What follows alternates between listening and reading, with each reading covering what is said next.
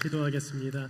하나님, 우리 은혜 찬양대의 찬양을 받아주시니 감사합니다.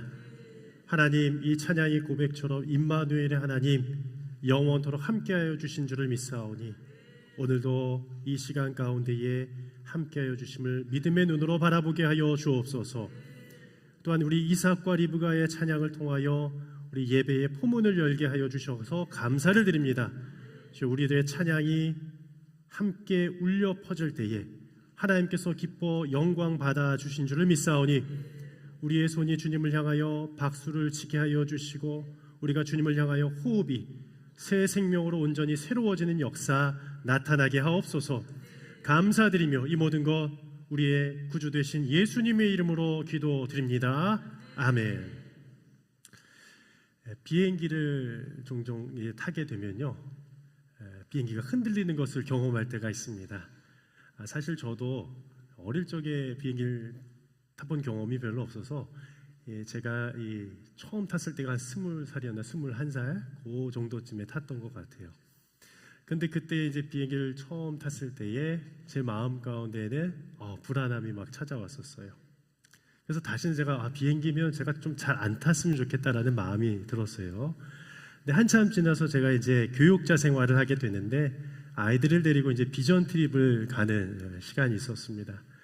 근데 이제 자주 가야 되는 거예요. 그때는 아이들이 매년마다 그때 갔기 때문에요. 그런데 제가 비행기를 탔을 때에 평소보다 더 흔들림이 강해지더라고요. 이유를 보니까 난기류, 터뷸런스 아시죠? 이 공기의 흐름이 막 바뀌는 현상이 그 당시 타고 가던 비행기 가운데에 있게 되면서 비행기가 너무 심하게 흔들리게 된 겁니다.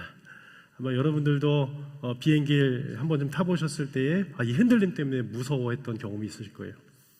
근데 저는 그날따라 너무 무서우니까 제가 팔 힘이 너무 세게 제 이 옆에를 꽉 잡게 된 겁니다. 너무 꽉 잡고 그리고 저의 표정도 너무 이제 시퍼렇게 질러버려서 옆에 있던 우리 학생이, 그때 중학교 학생이 목사님 괜찮으세요? 오히려 그 학생은 괜찮나 봐요. 그래서 제가 이 인솔자로 담당 교육자로 갔는데 그런 얘기를 들으니까 제가 너무 좀 부끄러워지더라고요. 비행기 내렸는데 온몸이 쑤시더라고요. 여기 뭐 팔. 근데 사실 그 비행기에 이제 난기류가 있을 때에 기내에서 방송이 나왔어요. 승객 여러분, 현재 난기류를 통과 중입니다. 벨트를 꽉 매주시기를 바랍니다. 기장님께서 그렇게 말씀해 주시는데 저도 이제 비행기를 많이 타본 경험이었으니까 그걸 너무 꽉 맨 거예요. 호흡이 되지 않을 정도로. 그러니까 얼마나 제가 어리석었습니까? 그래야지 제가 안 떨어지는 줄 알았어요.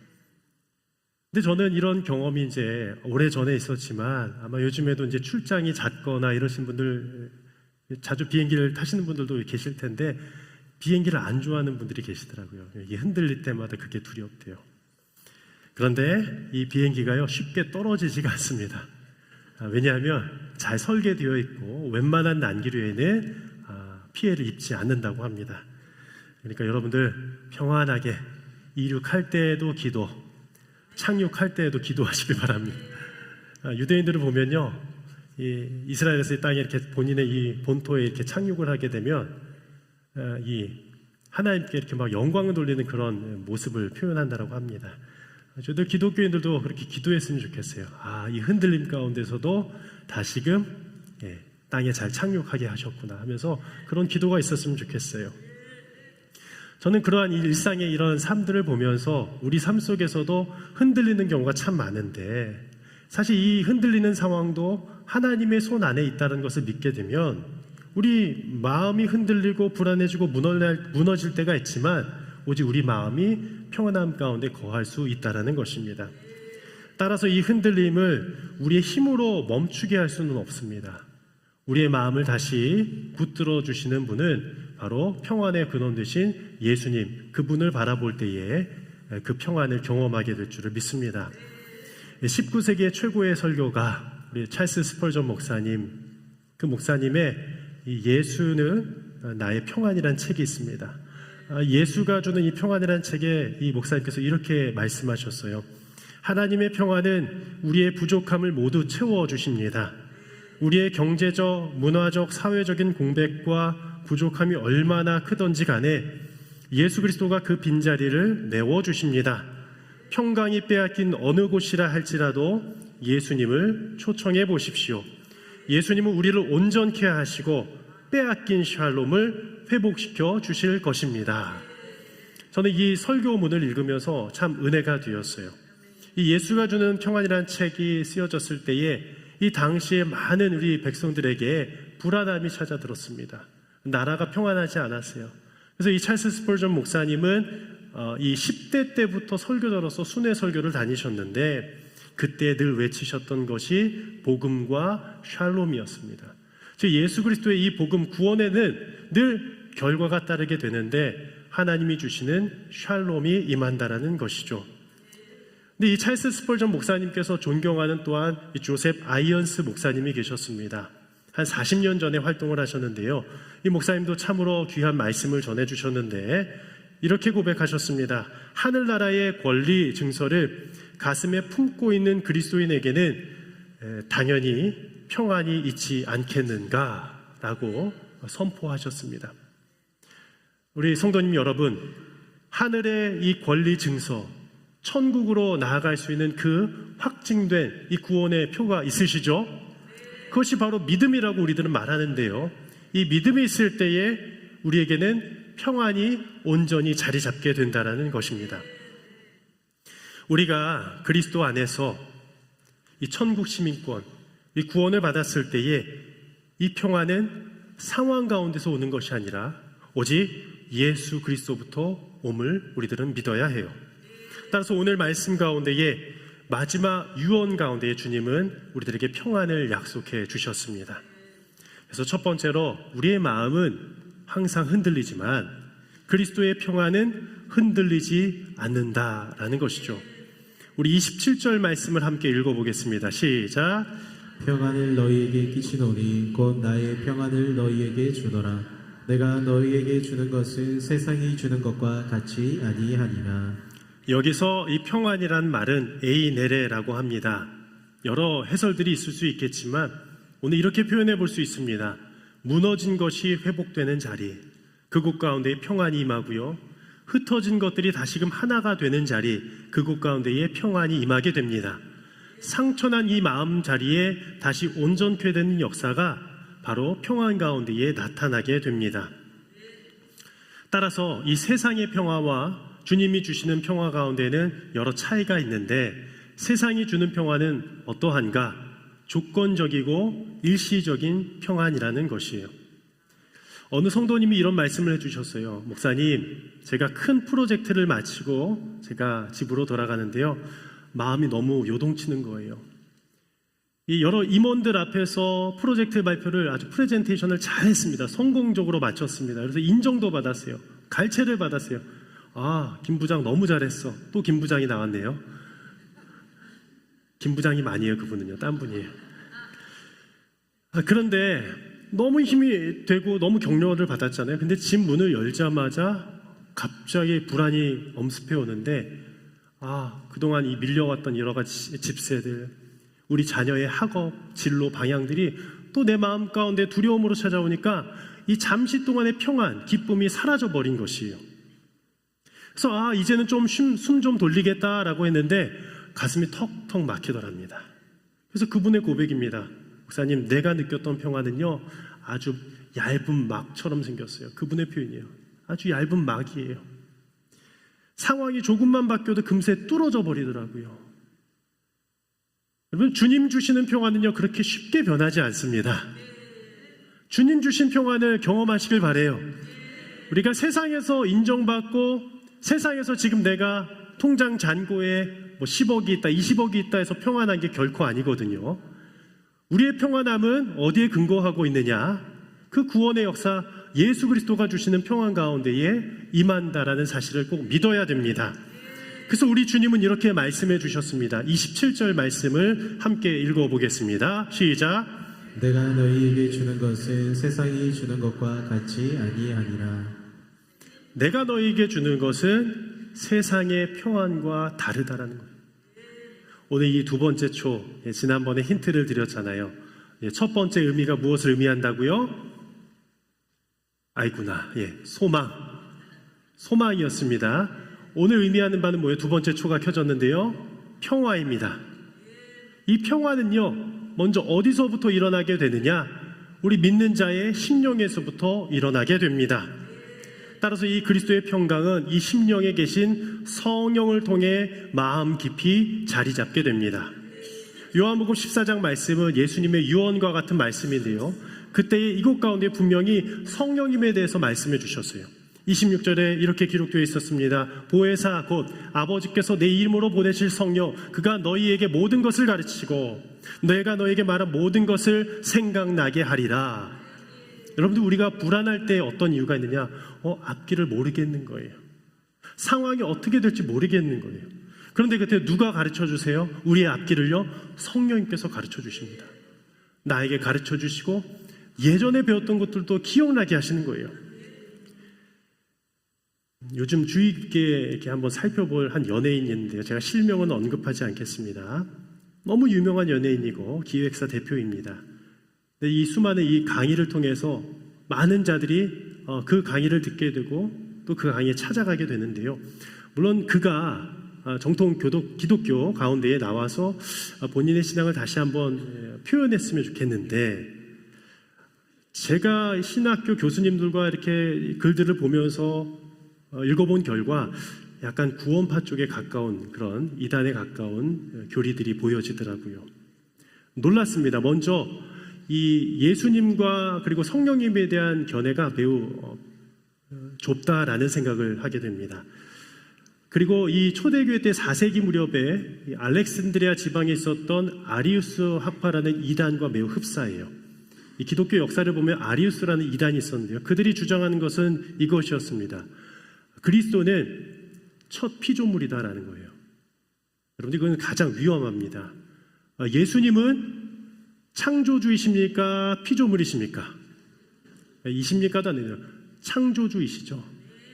그런데 이 아리우스 학파는요, 도저히 예수님을 참된 하나님으로 믿기 어려웠어요. 그래서 하나님보다 훨씬 열등한 첫 번째 피조물로밖에 표현하지 않았어요. 그래서 그것이 계속 이어져 왔던 것이 여호와의 증인이고요, 여호와의 증인에서도 예수님을 그냥 사람으로 봅니다. 그리고 구원파에서도 예수님의 역할을 아주 축소시킵니다. 그 축소된다는 건 뭐냐? 예수님은 우리의 과거의 죄만 해결했다라는 거예요. 그리고 거기서 믿는 것은 우리는 앞으로 죄를 짓지 않기 때문에 그냥 이제 그런 거 신경 안 써도 된다는 겁니다. 이것은 매우 잘못된 것이죠. 마틴 루터도 얘기했지만 우리는 완전한 의인이자 완전한 또 죄인이거든요. 제가 한번 질문을 드릴게요. 우리가 살면서 이번 주간에도 완벽하게 사셨어요? 완벽하게 사셨습니까? 네. 완벽하지 않아도 이 자리에 와서 다시 주님 앞에 회개하고 무릎 꿇고 기도하고 성령님을 의지하는 게 우리의 신앙의 근본 모습인데, 그것을 잃어버린 모습들이 많은 이단들 가운데 있다라는 거예요. 그리고 나아가서 성령님에 대해서도 역할을 축소시킵니다. 그 축소시키는 것이 무엇이냐? 바로 성령님을 한 위격 가운데에 하나님으로 보지 않고 그냥 힘, 파워로 보는 거예요. 그리고 나를 깨닫게 하는 그 깨달음의 한 영역으로 본다라는 거예요. 이것이 잘못된 겁니다. 성령님은 하나님이세요? 아니면 어떤 힘입니까? 중요합니다. 우리 자녀들에게도 알려줘야 돼요. 성령님은 분명히 성령 하나님이라고 되어 있습니다. 성경을 오해해서 읽다 보면 이 예수님 다음으로 또 성령님이 밑에 있는 것처럼 보여요. 종속에 되어 있는 것처럼 보이는 거예요. 하나님이고 성부 하나님, 그 밑에 성자 하나님, 성령 하나님 제 밑에 있는 것처럼 보이는데 그게 아니에요. 성삼위 하나님은 같은 하나님이십니다. 하지만 각자의 위치에서 각자의 역할을 감당하시는 삼위일체 하나님이십니다. 제가 이렇게 설명을 드려도 이 설명이 부족한 것은 왜이냐?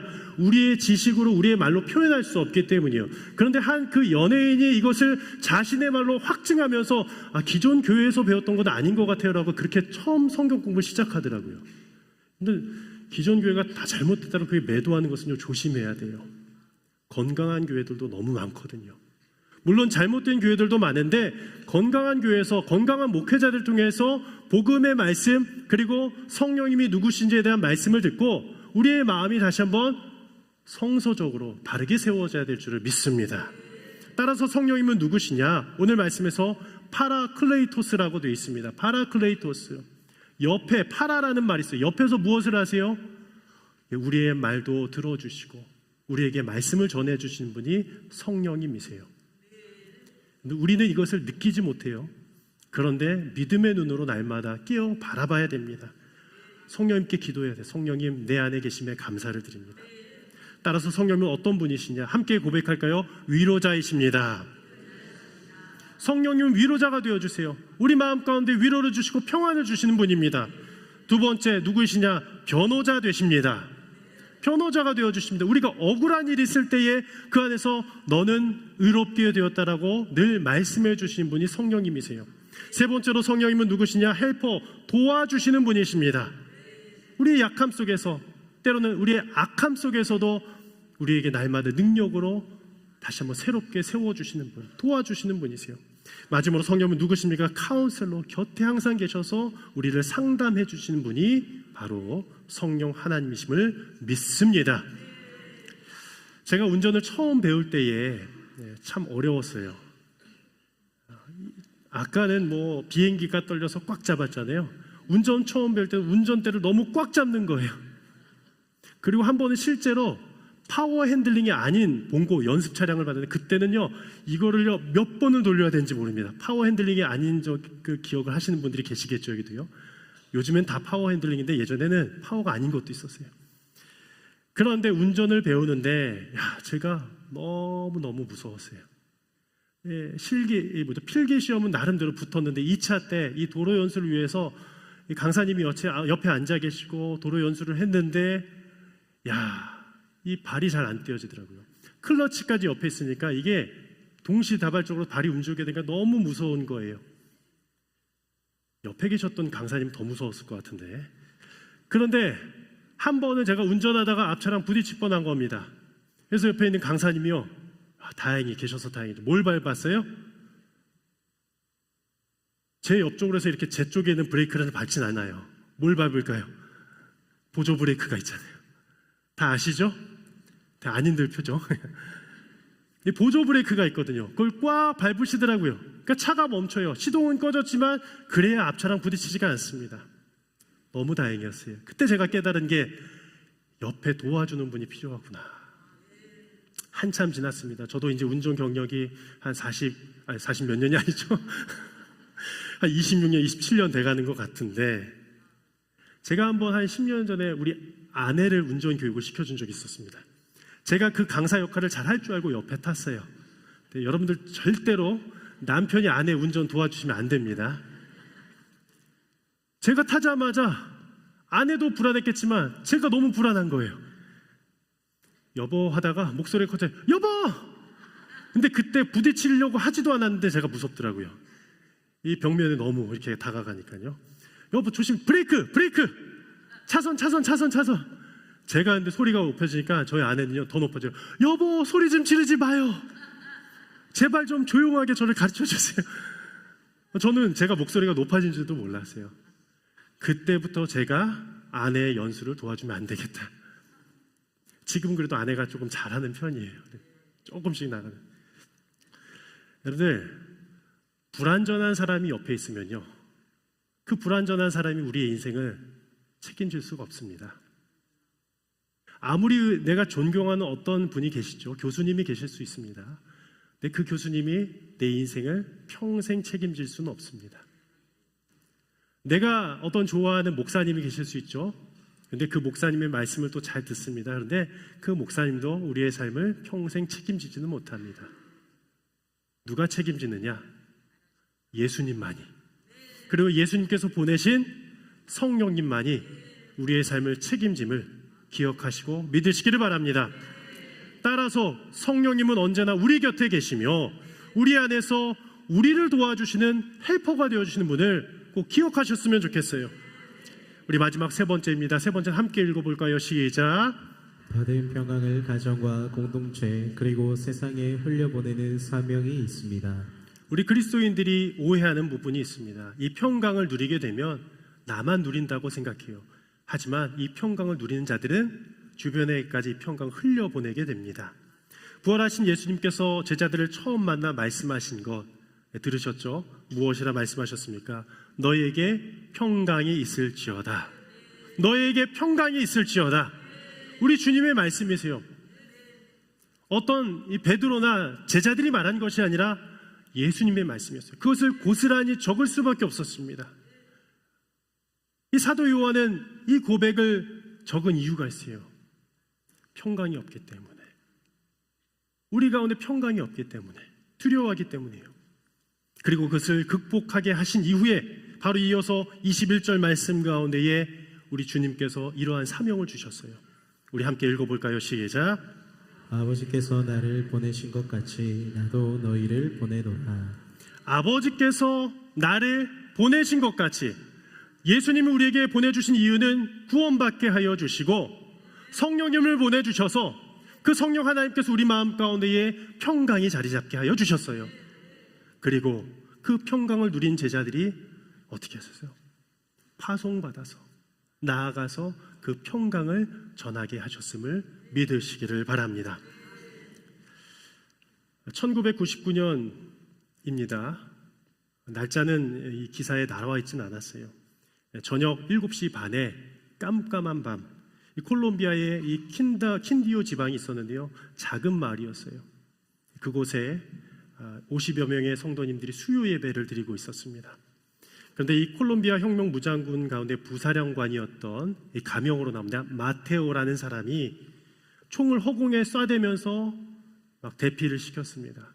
왜냐하면 죽이지는 않고 그냥 도망가게, 예배 못 드리게 하려고 한 거예요. 그런데 그의 상관이 찾아오더니 그를 꾸짖으면서 혼냈습니다. 뭐 하는 짓이야? 빨리 교회에다 불 붙여. 그리고 이 마테오는 교회에다가 기름을 붓고 불을 붙이기 시작했어요. 순식간에 교회는 화염으로 쌓였습니다. 그러면서 거기 안에 또 50여 명의 성도님이 우르르 막 비명을 지르면서 나가는 거예요. 도망가는 거예요. 그런데 그 앞에 목사님이 오시더니 목사님이 왜 우리의 예배를 방해합니까? 하면서 그들에게 항의를 했습니다. 그런데 그 즉시 마테오가 쏜 총에 맞아서 즉사를 하시게 됩니다. 그리고 옆에 계셨던 성도님들, 우리 목사님을 도우고자 했던 그 성도님들이 함께 총을 맞아 그 자리에서 죽임을 당하게 되죠. 안타깝게도 그 교회는 무너져 버리게 되고, 그리고 한 3년 이후에 2002년도에 그 마테오라는 사람이 체포가 되어서 감옥에 가게 돼요. 그의 혐의는 여러 가지 죄목들이 있었습니다. 반란, 납치, 공갈, 코카인 재배. 콜롬비아의 혁명 무장군은요, 코카인을 재배해서 자금을 조달하는 거예요. 그런데 그 19년 10개월형이라는 이 형량을 받고 이 감옥에 들어가서 그는 좌절하면서 하루하루를 포기한 채 살아가는데, 미리 있던 제소자가 제안을 한 거예요. 같이 와서 예배를 드립시다. 성경 공부 모임에 가게 된 겁니다. 그리고 거기에서 하나님의 그 복음의 말씀을 듣고 예수님을 영접하기로 결단을 해요. 그런데 그의 신앙 생활이 순탄치만은 않았습니다. 왜냐하면 막 구타를 당하는 거예요. 이 게릴라 대원들이 그만 온 것이 아니라 수많은 게릴라 대원들이 함께 왔는데 여전히 그곳에서 영향력을 행사했고 예수님을 알아가고자 하는 그에게 협박과 구타와 그리고 성경을 다 압수해가고 뺏어갔다라는 겁니다. 그럼에도 불구하고 그는 몰래 들어가서 예배를 드렸고, 예배가 시작되면 그는 두 손을 들고 하나님께 찬송하며 예배했어요. 그리고 자신이 배운 말씀을 고스란히 다음에 온 그런 제소자들에게 말씀을 전하기 시작했습니다. 그러면서 그는 그의 이 기사 가운데 이렇게 고백했습니다. 나는 평화를 찾고 있었습니다. 마침내 그리스도 안에서 참된 평화를 찾았습니다. 할렐루야! 세상에서 참된 평화를 찾았는데 그가 외쳤어요. 나는 부르주아들, 잘 사는 사람들 다 끌어내리고 우리가 평등하게 살아갈 때의 그때 평등, 그게 평화인 줄 알았습니다 라고 외쳤어요. 하지만 그게 아니라는 거예요. 예수님을 만나니까 평등한 사회도 물론 중요합니다. 하지만 주님을 만난 그 사람, 그 성도에게, 그 교회에게 하나님의 참된 평화가 임함을 경험한 거예요. 저는 사랑하는 우리 꿈의 숲교회 온 성도님들이 그러한 주님을 만나시기를 진심으로 축복하며 기도합니다. 세상에서 비교당할 수 있어요. 왜 누구는 저렇게 진급하는데 내 마음 가운데 평화가 없는 것 같아? 주님을 더 붙잡으세요. 찰스 스펄전 목사님처럼 날마다 예수님을 초청하세요. 주님 함께 하심을 믿습니다. 오늘 임마누엘에 대한 찬양처럼 예수님 이 땅 가운데 오심을 믿습니다.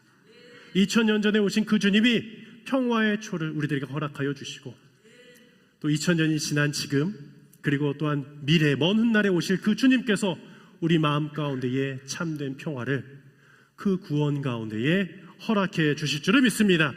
우리 함께 이 말씀을 선포하고 오늘 예배를 마치도록 하겠습니다. 함께 고백할까요? 시작.